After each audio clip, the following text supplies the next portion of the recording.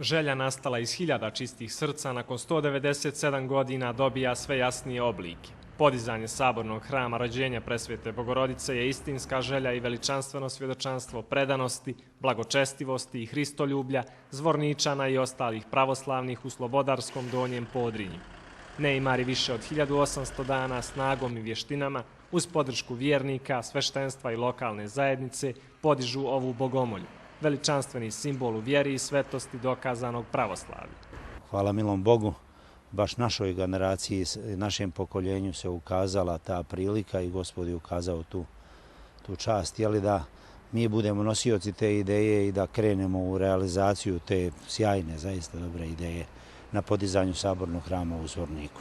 Zajedno sa ovim našim vjernicima čestitim radujem se svakom retku ozidane cigle i ugrađenog materijala, svakom milimetru pomaka na bolje. Saborni hram podignut u čast srpskih novomučenika sastoji se od dva monumentalna zvonika visine 54 metra i 5 kupola, od kojih je centralna visoka 33 metra. Do sada su u izgradnju uložena oko 2 miliona maraka. 2/3 novca obezbijedila je opština Zvornik i privredni subjekti, a 1/3 vjernici.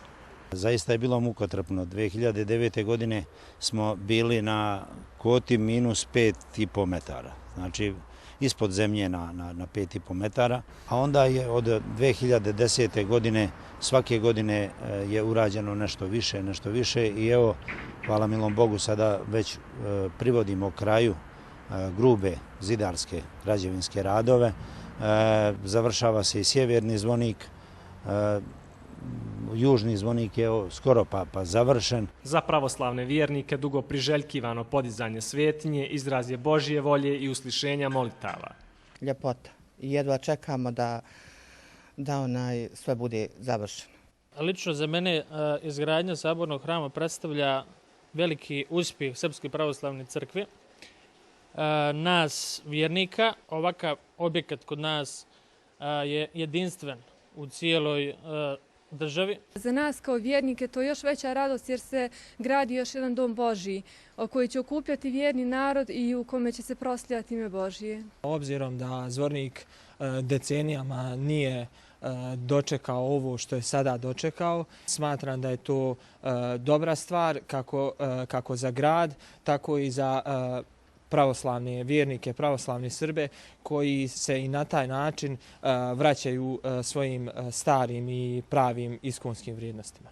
Do kraja godine trebalo bi da se završi sjeverni zvonik, pokrije hram, uradi fasada, postavi stolarija i bravarija i sprovede podno grijanje. Vjernici i sveštenstvo nadaju se da bi od nove godine mogla početi s bogosluženjima. Mi gradimo hram, a hram izgrađuje nas. Neko je rekao za hram Svetoga Save, pa to možemo da prenesemo i na ovu priliku i na naš grad. To je to mjesto gdje ćemo mi doći da se napijemo vode žive, gdje ćemo da dođemo da se nahranimo duhovne hrane, da se osnažimo snagom Svetoga Evanđelja, da se oplemenimo ljubavlju Hristovom. To je mjesto gdje ćemo mi i da pokušamo da nastavimo da se popravimo. Ljubav, vjera i nada utkani su u svaki detalj. Tako će biti i na izradi ikonostasa, uređenju unutrašnjosti i porte. Izgradnja jednog od najljepših i najimpozantnijih hramova u Srpskoj uz Božju pomoć se nastavlja, poručuju vjernici sa svojim sveštenstvom. U srcima sretni nastavljaju na zadatom putu od prije 8 godina kada ih je tadašnji vladika Zvorničko-Tuzlanski Vasilije podstakao da počnu sa pripremama za izgradnju Zvorničkog sabornog hrama.